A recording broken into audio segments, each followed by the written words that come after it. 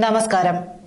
Governor Arif Muhammad ഖാന്റെ എല്ലാ തീരുമാനങ്ങളും ഇപ്പോൾ ഏറെ ചർച്ചാ വിഷയമാണ്.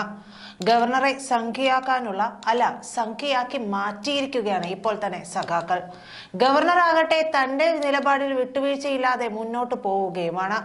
സർവകലാശാല VC നിയമനത്തിലും അർത്ഥശങ്കയ്ക്ക് ഇടയില്ലാത്തവണ്ണമാണ് ഗവർണറുടെ നിലപാടുകൾ. അയോഗ്യരായവർ തുടരേണ്ട എന്നത് തന്നെയാണ് ലൈൻ. തനിക്കെതിരെ ലോകം മുഴുവൻ ഇടിച്ചുപൊളിച്ചു വന്നാലും അതൊരു പ്രശ്നമേ അല്ല എന്നാണ് പിണറായി സർക്കാരിനോട് തന്റെ പ്രവൃത്തികൾ കൊണ്ട് മനസ്സിലാക്കി കൊടുത്തിരിക്കുന്നത്. ഇത് മനസ്സിലായ പിണറായി ആണെങ്കിൽ ഗവർണറെ എങ്ങനെ പൂട്ടുമെന്ന ചിന്തയിലുമാണ്. ഇപ്പോഴിതാ ശ്രീനാരായണ ഗുരു ഓപ്പൺ സർവകലാശാല VC രാജിവെച്ചത് ഗവർണർ പുറത്താക്കുമെന്ന അഭ്യൂഹങ്ങൾക്കിടെയാണെന്ന വാർത്തകളും പുറത്തു വന്നിരിക്കുകയാണ്. ശനിയാഴ്ച രാജ്ഭവനിൽ ഗവർണർ VCമാരുടെ വിചാരണ നിശ്ചയിച്ചിരുന്നു. ഇതിനിടെയാണ് VC doctor PM Mubarak Pasha ചാൻസലർക്ക് രാജിക്കത്തയച്ചത്. ഗവർണർ രാജി സ്വീകരിച്ചിട്ടില്ലെന്നതാണ് വസ്തുത. സുപ്രീം കോടതി ഉത്തരവിന്റെ അടിസ്ഥാനത്തിൽ സർവകലാശാലകളിൽ പുതിയ വൈസ് ചാൻസലർമാരെ നിയമിക്കാൻ ഗവർണർ തീരുമാനിച്ചിട്ടുണ്ട്.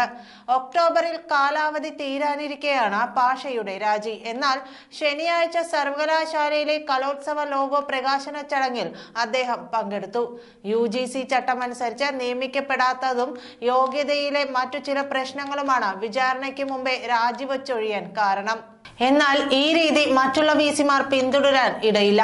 കഴിഞ്ഞ ദിവസം ഡിജിറ്റൽ സർവകലാശാല VC ഡോക്ടർ സജി ഗോപിനാഥ് മാത്രമാണ് ഗവർണർക്ക് മുമ്പാകെ നേരിട്ട് ഹാജരായത്. കാലിക്കറ്റ് VC ഡോക്ടർ MK ജയരാജന് വേണ്ടി അഭിഭാഷകൻ നേരിലും കാലടി സർവകലാശാല VCക്ക് വേണ്ടി അഭിഭാഷകൻ ഓൺലൈനിലും ഹാജരായി. വാദങ്ങളെല്ലാം കേട്ടു. താമസിയാതെ ഗവർണർ തീരുമാനമെടുക്കും. നിയമോപദേശമാകും നിർണായകം.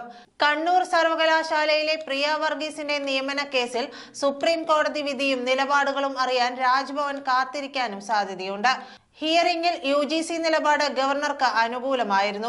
അത് അനുസരിച്ച് ആരെ വേണമെങ്കിലും ഗവർണർക്ക് പിരിച്ചുവിടാം.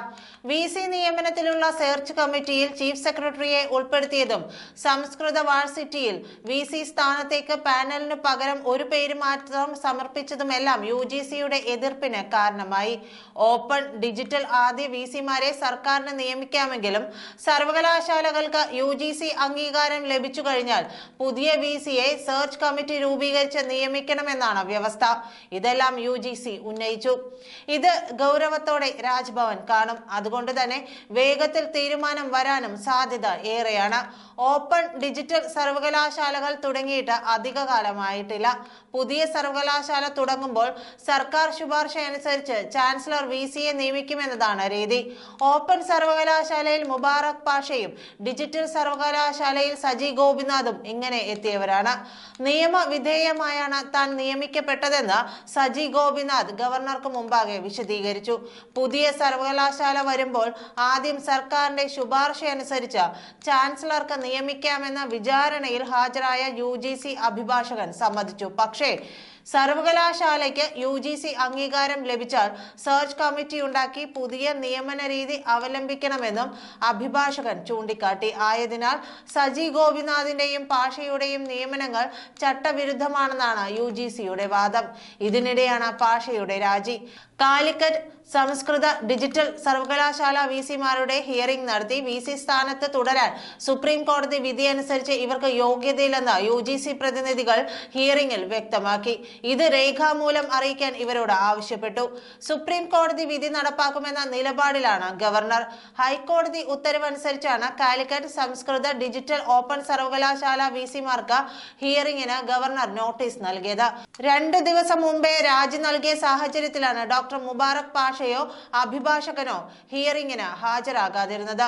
തിരഞ്ഞെടുത്ത നടപടിക്രമം ശരിയാണെന്നും സർവകലാശാല ചട്ടപ്രകാരമായിരുന്നു നിയമനമെന്നുമുള്ള നിലപാടാണ് 3 VCമാരും ഹിയറിംഗിൽ സ്വീകരിച്ചത്. ചെന്നൈയിലേക്ക് പോയ ഗവർണർ മടങ്ങിയെത്തിയ ശേഷം നാളെ ഓഫീസിലെത്തിയ ശേഷമേ തീരുമാനമെടുക്കൂ.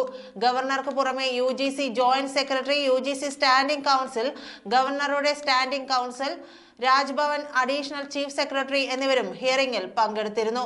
നടപടിക്രമം പാലിക്കാതെയായിരുന്നു നിയമനമെന്ന് ചൂണ്ടിക്കാട്ടി സാങ്കേതിക സർവകലാശാല VC ഡോക്ടർ MS രാജശ്രീയെ 2022 സുപ്രീം കോടതി പുറത്താക്കിയിരുന്നു.